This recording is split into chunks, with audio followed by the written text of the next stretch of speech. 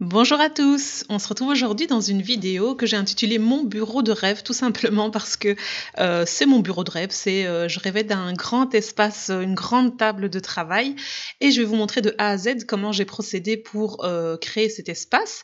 Donc ça s'appelle aussi IKEA Axe, donc c'est-à-dire que c'est une manière en fait de détourner les meubles de l'enseigne pour en faire autre chose que ce pourquoi ils étaient prévus à la base. Donc ici pour mon bureau, j'ai acheté 2 bibliothèques Kallax. Donc je vous mets les références à l'écran.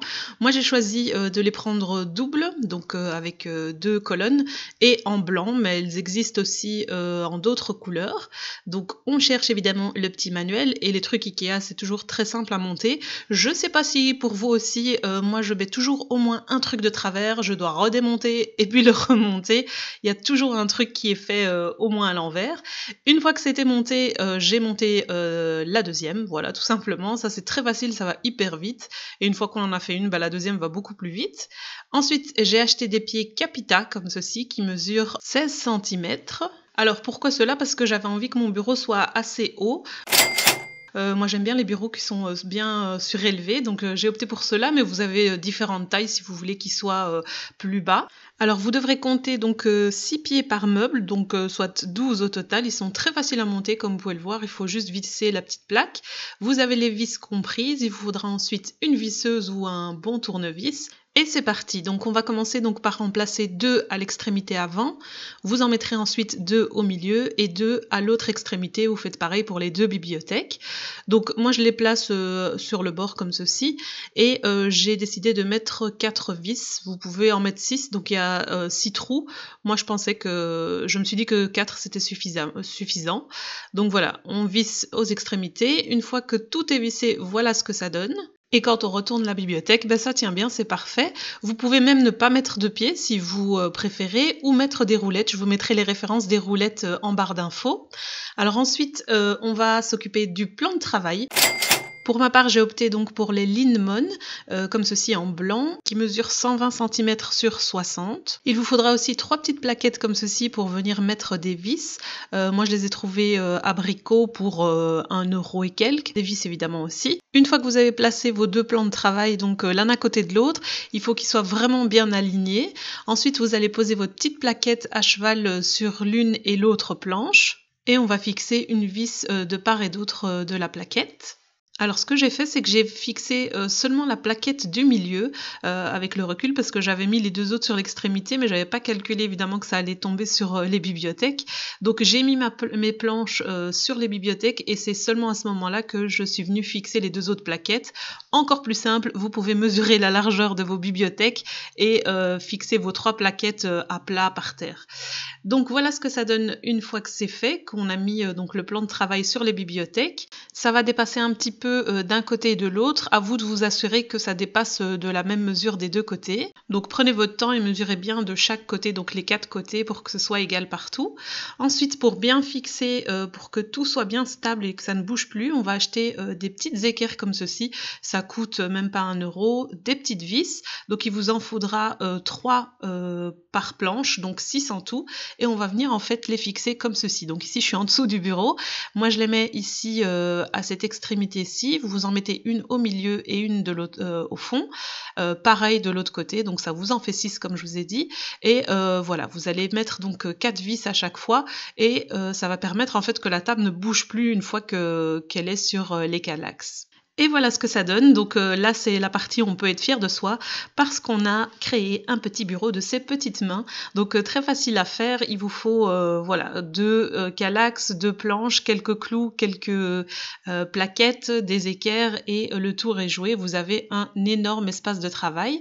Alors moi j'avais envie de mettre des petites boîtes comme ça dans chacun de mes casiers. Il y en a chez Ikea mais c'est quand même un peu cher.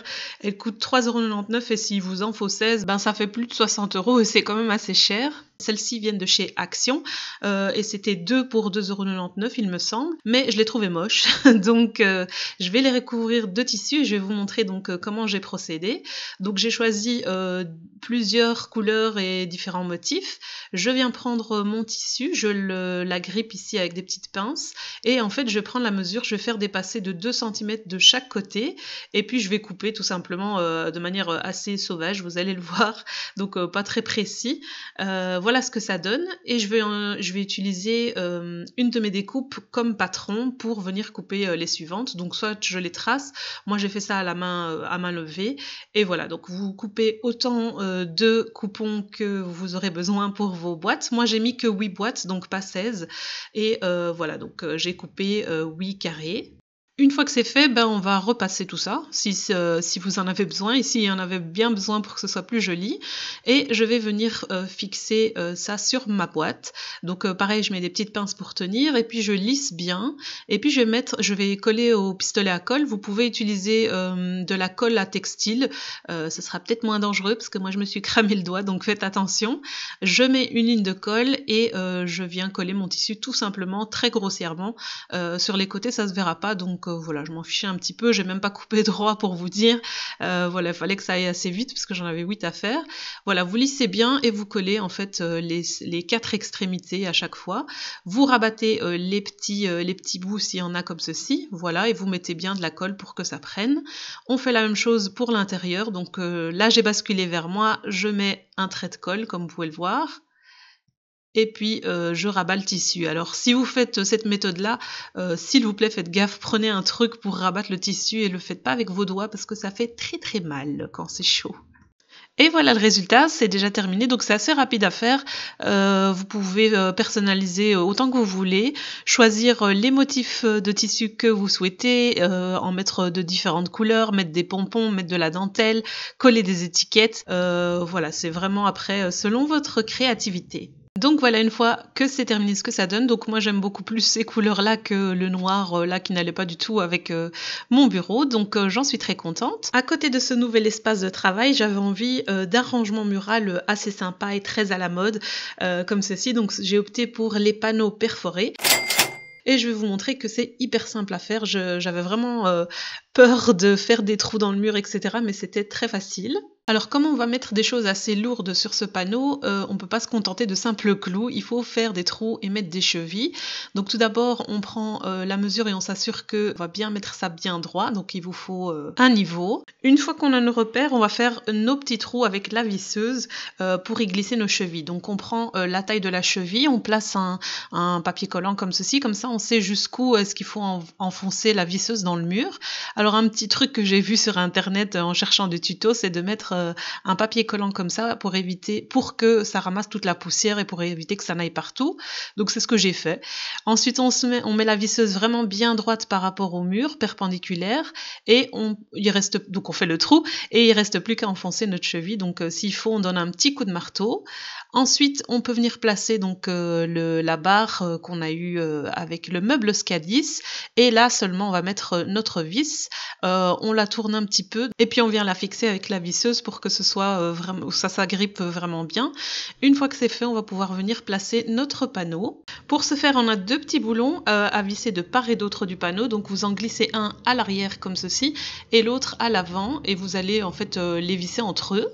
Une fois que c'est fait, on se rend compte en fait que le panneau il penche vers l'arrière, et c'est tout à fait normal puisqu'on vous donne dans le paquet 2 boulons à visser de la même façon qu'on a fait au-dessus pour qu'il soit à niveau tout simplement. Vous allez faire ça d'un côté et de l'autre et votre panneau sera parfait. Donc ici je viens visser un petit peu pour qu'il soit bien attaché. Je vais faire ça de l'autre côté et voilà le résultat final, c'est juste parfait. Et en plus quand c'est droit, ça fait trop plaisir, pas vrai? Ensuite on passe aux accessoires, puisque dans la gamme Scadis il y a tout un tas d'accessoires que vous pouvez venir accrocher à votre panneau. Donc moi je vais mettre des petits pots, je vais mettre mes crayons, etc. Donc là j'ai mis des feutres, j'ai mis mon bullet journal, j'ai mis des petits les petits drops là, je sais plus comment ça s'appelle. Voilà, j'ai mis, comme c'est à côté de mon coin couture, j'ai mis des petites choses qui vont m'aider en couture. Et voilà, c'est très pratique et tout est à portée de main, donc c'est super. Et voilà, c'est déjà fini et vous avez créé comme ça un joli petit coin pour laisser libre cours à votre créativité. Alors je vous donne un petit conseil, si vous voulez faire, de grosses économies, vous pouvez regarder sur, Facebook Marketplace. Il y a souvent des choses, en deuxième main et les Kallax, il y en a, tout le temps. Il faut juste être très, réactif parce que ça part très vite et voilà, pour, 10 € des fois, vous pouvez avoir une bibliothèque Kallax en bon état et vous faire votre propre petit espace, votre super bureau. Moi, je suis hyper contente, j'ai vachement de place. D'un côté, je fais, mes petites créations, de toutes choses et de l'autre côté, j'ai fait un coin couture. Ici, je range dans les bacs, mes tissus, mes petits stocks, de Chic et Chac et voilà et sur le mur, j'ai tous les outils à portée de main. C'est hyper pratique et voilà. Je peux même mettre ma plastifieuse et ne plus la ranger et l'avoir toujours sous la main. Donc c'est hyper pratique. Le tabouret vient de chez Action à 8 € et quelques et voilà. Donc j'espère que ce petit tutoriel DIY vous a plu. N'hésitez pas à me dire en commentaire si ce genre de vidéo vous plaît. Je vous mets toutes les références aussi en barre d'infos avec les prix et les liens directs vers Ikea si vous en avez besoin. Je vous remercie d'avoir regardé cette vidéo jusqu'à la fin et à la prochaine.